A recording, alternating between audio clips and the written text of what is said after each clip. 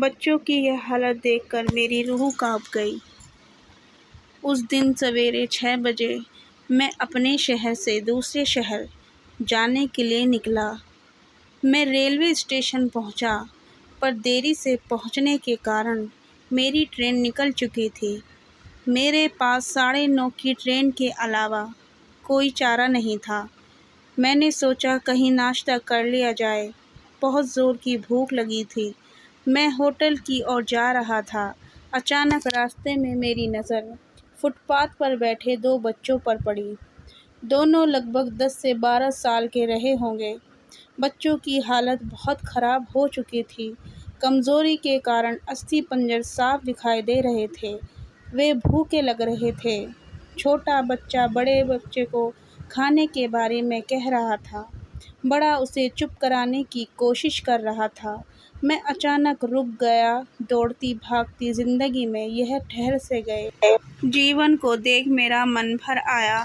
सोचा इन्हें कुछ पैसे दे दिए जाएं। मैंने उन्हें 10 रुपये देकर आगे बढ़ गया।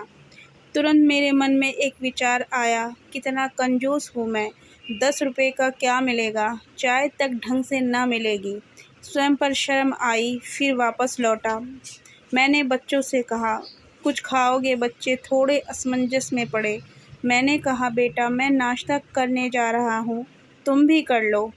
वे दोनों भूख के कारण तैयार हो गए। उनके कपड़े गंदे होने से होटल वाले ने डांट दिया और भगाने लगा। मैंने कहा, भाई साहब उन्हें जो खाना है वो उन्हें दे दो, पैसे मैं दे दूँगा। होटल वाले ने आश्चर्य से मेरी ओर देखा। उसकी आंखों में उसके बर्ताव के लिए शर्म साफ दिखाई दी। बच्चों ने नाश्ता, मिठाई व लस्सी मांगी। सेल्फ सर्विस के कारण मैंने नाश्ता बच्चों को लेकर दिया।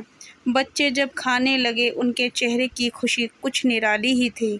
मैंने बच्चों को कहा, बेटा अब जो मैंने तुम्हें पैसे दिए हैं उसमें 1 रुपये का शैम्पू लो, हैंडपंप के पास नहा लेना और फिर दोपहर शाम का खाना पास के मंदिर में चलने वाले लंगर में खा लेना। और मैं नाश्ते के पैसे देकर फिर अपनी दौड़ती दिनचर्या की ओर बढ़ निकला। वहाँ आसपास के लोग बड़े सम्मान के साथ देख रहे थे। होटल वाले के शब्द आदर में परिवर्तित हो चुके थे। मैं स्टेशन की ओर निकला। थोड़ा मन भारी लग रहा था। मन थोड़ा उनके बारे में सोचकर दुखी हो रहा था। रास्ते में मंदिर आया। मैंने मंदिर की ओर देखा और कहा, हे भगवान आप कहाँ हो? इन बच्चों की ये हालत, ये भूख, आप कैसे चुप बैठ सकते हो? दूसरे ही क्षण मेरे मन में विचार आया, पुत्र अभी तक जो उन्हें नाश्ता दे रहा था वो कौन था? क्या तुम्हें लगता है तुमने वह सब अपनी सोच से किया? मैं स्तब्ध हो गया। मेरे सारे प्रश्न समाप्त हो गए। ऐसे लगा जैसे मैंने ईश्वर से बात की हो। मुझे समझ आ चुका था, हम निमित्त मात्र हैं, उसके कार्यकलाप वो महान हैं। भगवान हमें किसी की मदद करने तभी भेजता है जब वह हमें उस काम के लायक समझता है। किसी मदद को मना करना वैसा ही है जैसे भगवान के काम को मना करना। अतः आपको कोई भूखा या लाचार मिले या आपसे कुछ खाने के लिए मांगे तो आप अपनी सामर्थ्य अनुसार मदद ज़रूर करें, क्योंकि स्वयं भगवान ने आपको इस काम के लिए चुना है।